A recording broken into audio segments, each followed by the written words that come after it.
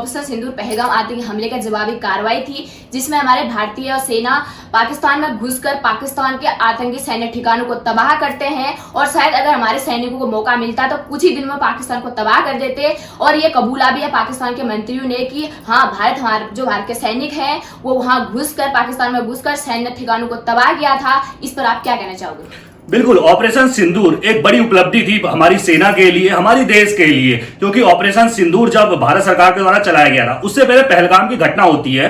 शायद जहां तक अगर मैं सही हूं तो वो 22 तारीख का दिन था, 22 अप्रैल का वो दिन था।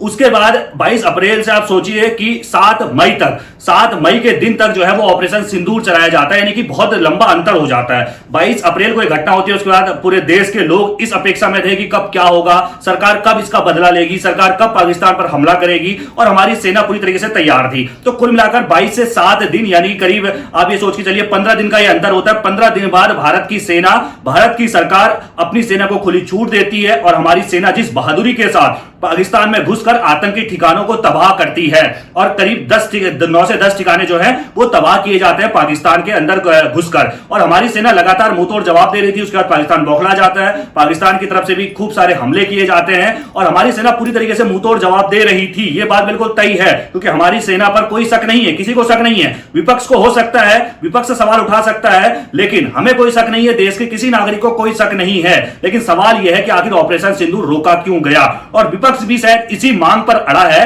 कि सरकार सदन पे इस पे जवाब दे। सरकार ने ये तो बोल दिया कि हम पहलगाम पे चर्चा के लिए तैयार है, क्या ऑपरेशन सिंदूर पर भी चर्चा करेगी सरकार, या फिर ऑपरेशन सिंदूर वो मुद्दा बनेगा जो मानसून सत्र में सबसे ज्यादा हंगामेदार रहने वाला है? क्योंकि ऑपरेशन सिंदूर और सीज फायर पे भी अभी हम चर्चा करेंगे, तो सीज फायर भी जो है वो बहुत बड़ा मुद्दा है। ऑपरेशन सिंदूर भारत की सफलता थी, लेकिन जहां पर हर भारतवासी को इस चीज का इंतजार था कि भाई साहब वो हमें आजादी के बाद से, यानी कि 1947 के बाद से पाकिस्तान हमें कई सारे दर्द जम्मू कश्मीर में दे रहा है। आजाद हुए हमें 2 महीने नहीं हुए थे, उसी समय पाकिस्तान के जो आतंकी थे वो जम्मू कश्मीर में घुस जाते हैं, कबीलों के भेष में घुसते हैं और वहां कत्लेआम मचाते हैं। उसके बाद से आपने देखा 1965 में युद्ध होता है, उसके बाद आपने देखा फिर 1971 में हमें बांग्लादेश को अलग करवाना पड़ता है, उसके बाद हमने देखा कारगिल युद्ध 1998 में होता है। तो लगातार और छुटपुट घटनाएं जम्मू कश्मीर में लगातार पाकिस्तान जो है वो अपनी नापाक हरकतें करते रहता है। तो ऑपरेशन सिंदूर हमारे पास एक मुद्दा था, हमारे पास एक बहाना था पहलगाम का कि हम पाकिस्तान को मुंह तोड़ जवाब दे रहे थे और दे सकते थे।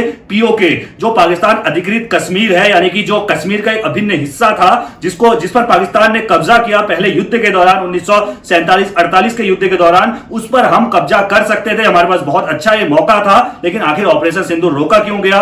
ऑपरेशन सिंदूर में किसका कितना नुकसान हुआ? विपक्ष इस पर भी हमलावर है कि जो ट्रंप के द्वारा कहा गया कि 5 फाइटर जेट गिराए गए, किसके गिराए गए पता नहीं। तो विपक्ष ये भी जानना चाहता है, सदन में सरकार को यह जवाब देना चाहिए कि आखिर ऑपरेशन सिंदूर के दौरान हमारा कितना नुकसान हुआ, पाकिस्तान का कितना नुकसान हुआ। यह बहुत बड़ा सवाल है जिसको लेकर विपक्ष हंगामा जरूर करने वाला है।